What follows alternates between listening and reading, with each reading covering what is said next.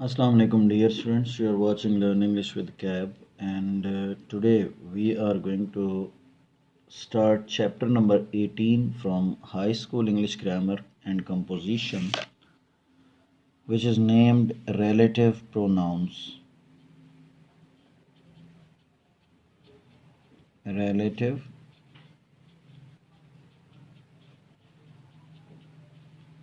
Pronouns. अच्छा, relative pronouns की अगर हम बात करते हैं तो हमारे पास हु है, विच है और दैट है. Who, which and that are known as relative pronouns. अच्छा, इसकी relative pronouns इसको कहने की वजह शायद ये है कि इनका एक पीछे relative मौजूद होता है, यानी कि very simply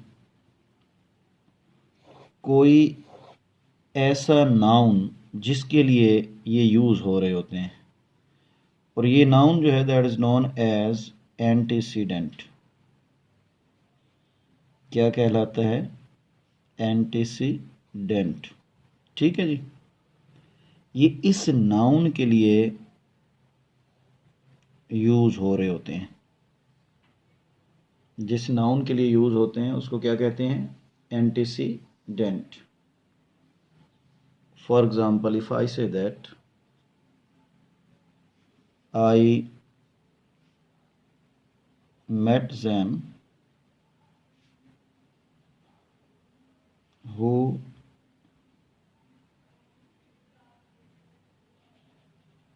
has just returned. ठीक है जी. In the same way, if I say that here is the book, here is the book that you lent me.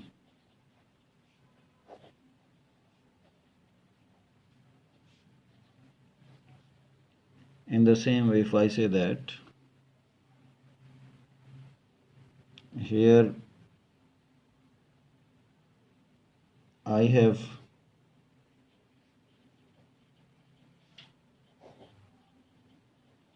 found the pen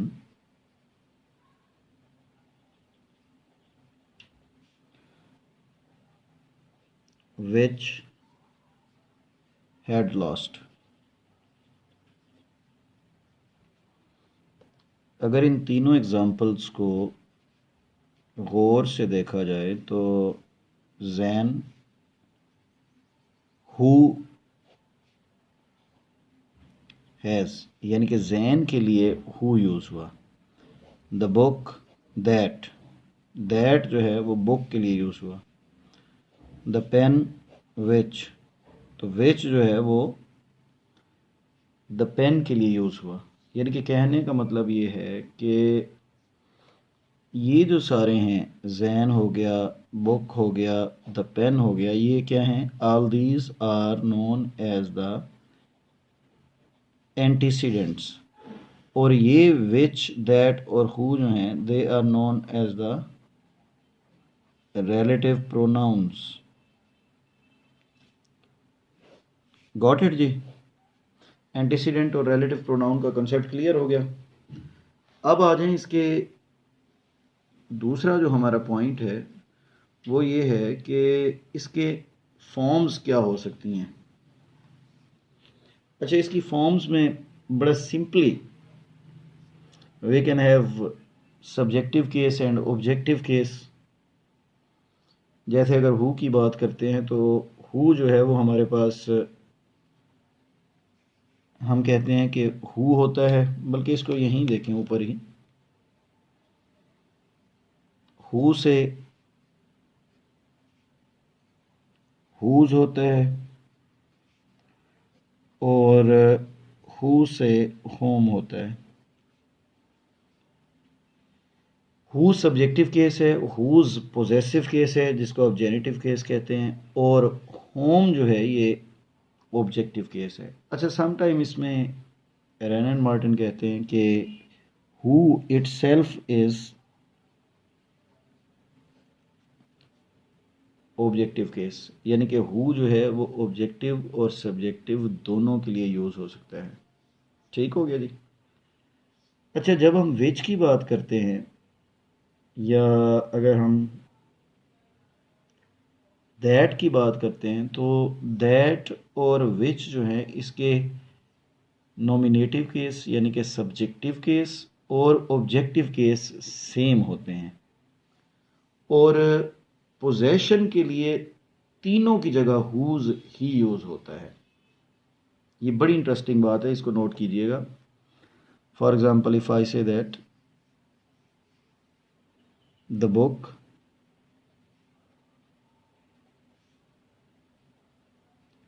whose pages are torn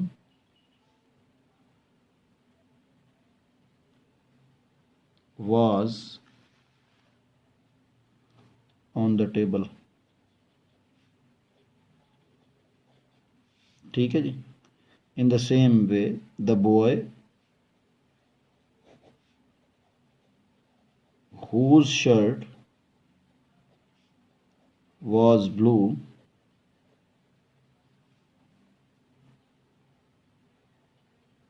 is not present। ठीक है जी।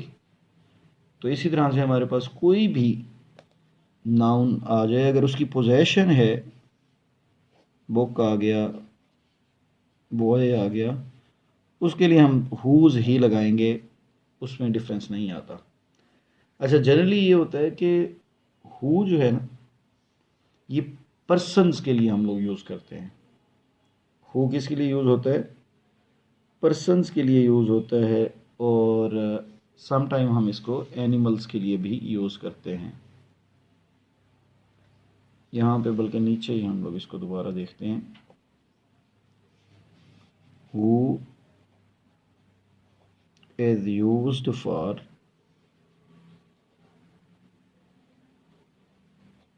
Persons and animals. अच्छा, ये animals जो है ना, ये पेट होते हैं।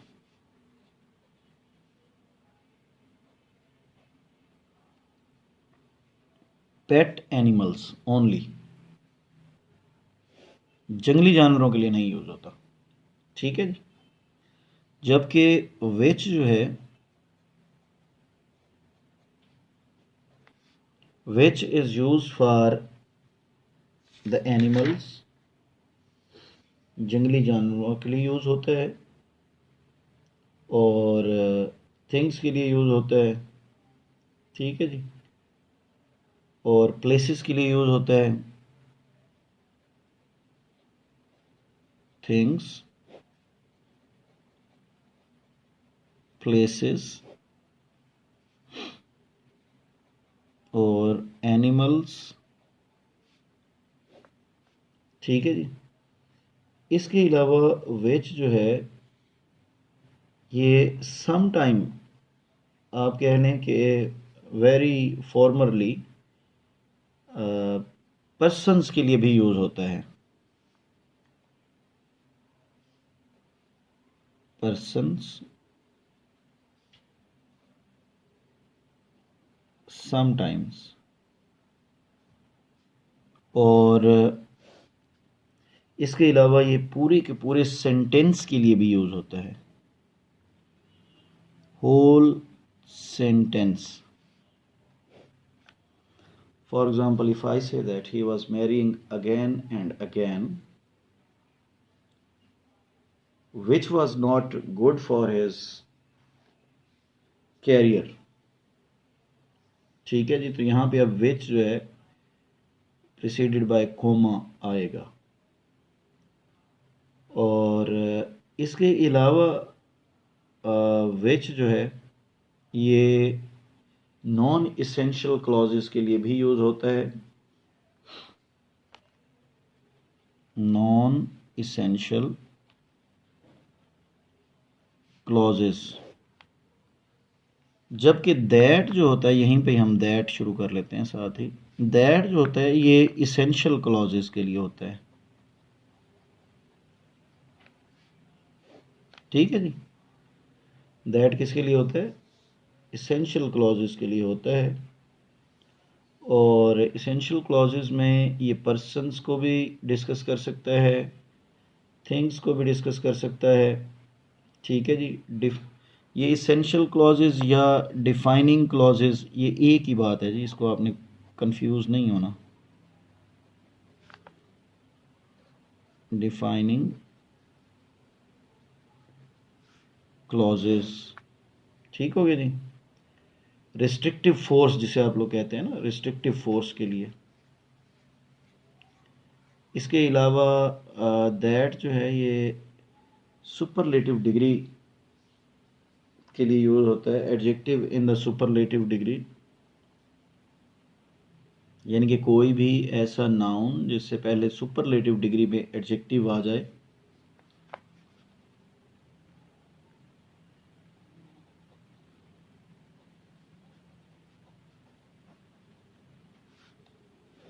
ठीक है जी।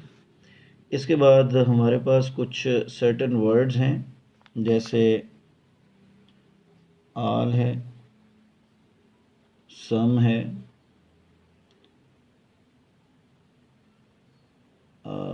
एनी है, ये समथिंग कर लें इसको, बल्कि एनी है, नन है, और नथिंग हो सकता है। अच्छा, ये जितने भी हमारे पास इनडेफिनेट प्रोनाउंस होते हैं ना, इसको यहाँ पे ये कह के हम ख़त्म करते हैं। Nothing, nobody, none, something, somebody, someone, anything, anybody, anyone, इन सब की जगह पे इन सब को हम इंडेफिनेट प्रोनाउंस कहते हैं, और इनकी जगह पे हम दैट ही यूज़ करते हैं। ठीक है जी। जैसे if I say that tell me anything that is needed for this project. इसी तरह से मैंने कहा कि all that glitters is not gold, और इसी तरह से हमारे पास कुछ आप कह लें और भी इसके यूज़ हैं। फॉर एग्ज़ाम्पल टू एंटीसीडेंट्स, अगर तो दो एंटीसीडेंट आ जाए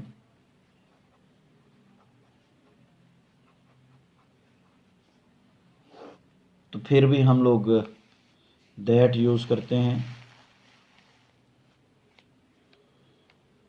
ठीक है जी।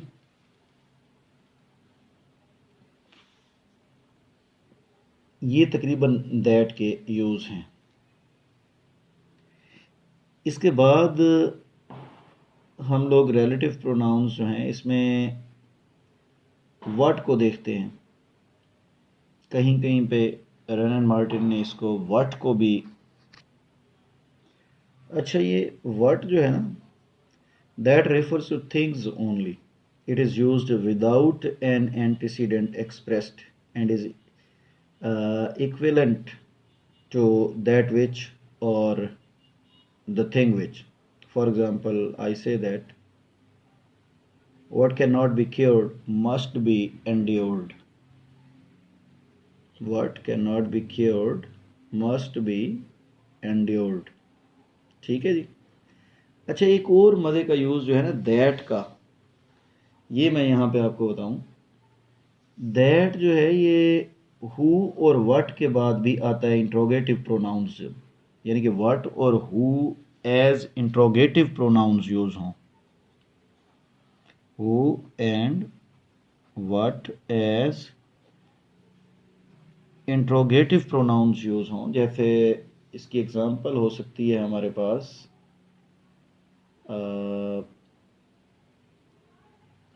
Who am I that I should object. What is it that troubles you, what is there that I don't know. ठीक है जी। तो ये हु और व्हाट जब as an interrogative pronouns use हो रहे हो तो इसमें भी आप लोग यूज कर सकते हैं दैट को। ठीक हो गया जी। अच्छा, इसके बाद जनाब हमारे पास हमने कहा था कि ओमिशन ऑफ द आर्टिकल की हम लोग बात करेंगे। मैं 1 मिनट देंगे मुझे, मैं पेज चेंज कर लूँ। अच्छा, इसकी ओमिशन की जब हम बात करते हैं रिलेटिव प्रोनाउन की, तो ये मोस्ट प्रोबेबली एक्वजेटिव केस में ओमिट होता है। जैसे if I say that I am monarch of all I survey, I M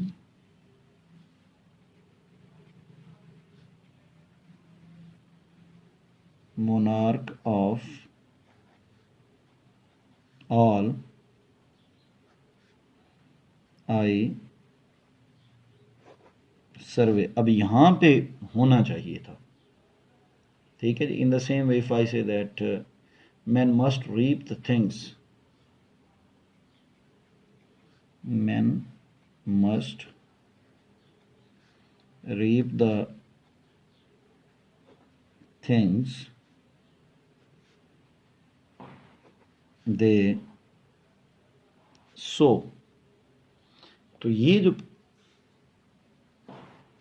position है यहाँ पर जनरली तो हमारा रिलेटिव प्रोनाउन बनता है। ठीक है जी। Man must reap the things that they sow. लेकिन बहरहाल एक्वजेटिव केस में मोस्ट प्रोबेबली हम ड्रॉप कर जाते हैं रिलेटिव प्रोनाउन को। इसके अलावा हमारे पास कुछ पोइट्री वगैरह की लाइंस में भी ये ड्रॉप हो जाता है। जैसे I have a brother is condemned to die, there is somebody at the door wants to see you. ठीक है जी। दूसरा यूज इसका क्या है? नंबर 1 हमने कहा कि ये एक्वजेटिव केस में,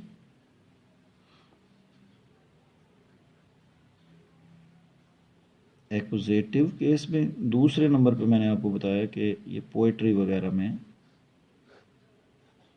ओमिट हो जाता है। अच्छा, इसके बाद में ओमिशन ऑफ द एंटीसीडेंट भी है, यानी कि omission of relative pronoun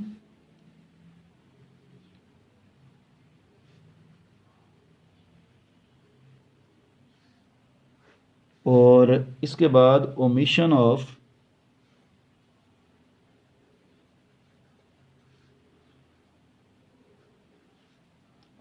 antecedent.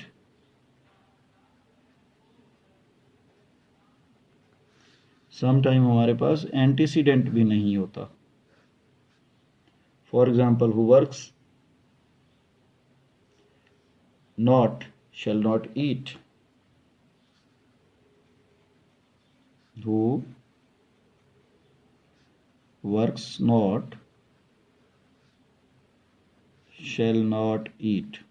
तो अब यहाँ पर असल में ये होना चाहिए था कि he who works, he who works। in the same way if I say that whom the gods love die young, whom the gods love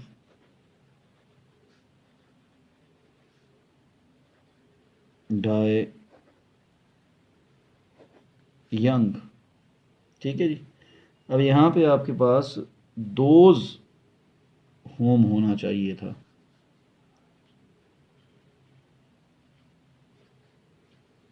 समझ रहे हैं जी बात को? तो ये एंटीसीडेंट भी सम टाइम नहीं होता। मतलब ज़रूरी नहीं है कि सिर्फ रिलेटिव प्रोनाउन ही ओमिट होगा, सम टाइम इसका एंटीसीडेंट भी ओमिट हो जाता है। अच्छा, इसके बाद इसकी एक अहम सिचुएशन जो है वो आती है जी agreement of the relative pronoun and its antecedent.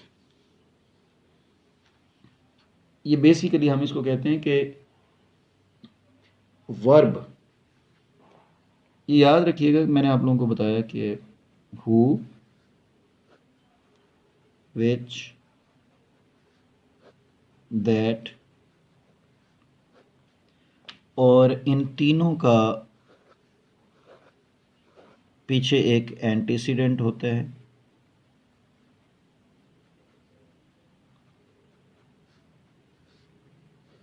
ठीक है जी। और इसके मुताबिक ये वर्ब आता है, ये इसका एग्रीमेंट होता है जी।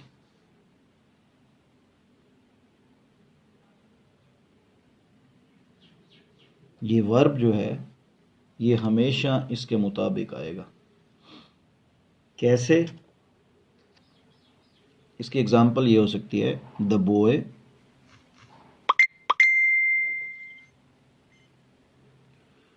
Who was lazy. लेकिन अगर यही सेंटेंस यूं हो जाता है, the boys who were lazy. ठीक है जी। यानी कि द बॉय सिंगुलर था तो हु के बाद was singular verb, the boys plural था तो हु के बाद वर प्लूरल वर्ब। ठीक है जी। तो ये हमारे पास इसका एग्रीमेंट होता है। We who seek your protection. ठीक है जी। You who are mighty. We who seek your protection. ये मैं पूरे सेंटेंसेस नहीं दे रहा, आगे ये सेंटेंसेस कंटिन्यू होते हैं। लेकिन you who are mighty, you who are mighty.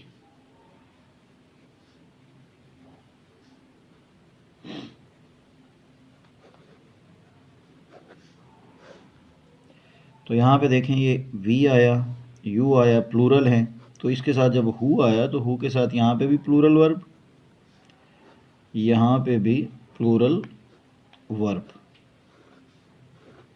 समझ रहे हैं जी?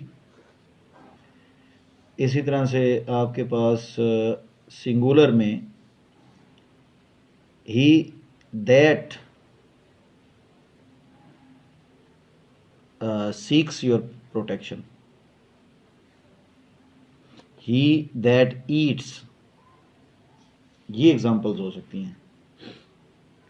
तो ये मोस्ट प्रोबेबली हम लोग कहते हैं कि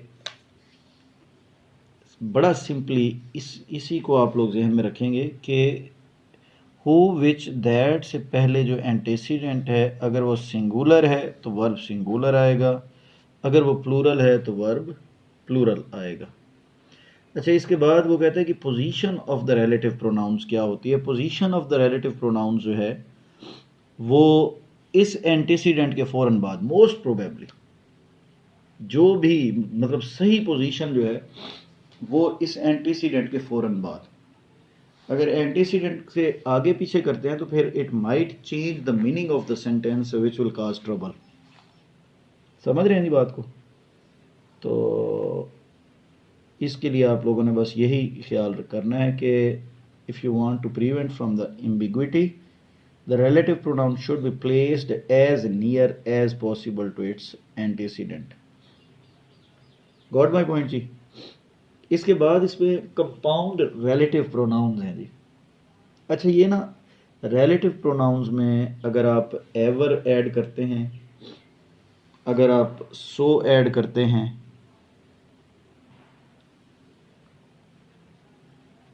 एवर,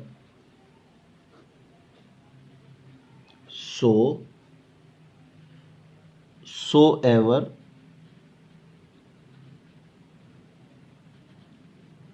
तो इसको फिर हम कहते हैं कंपाउंड रिलेटिव प्रोनाउंस। जैसे हमारे पास हु एवर बन जाता है, हु प्लस एवर।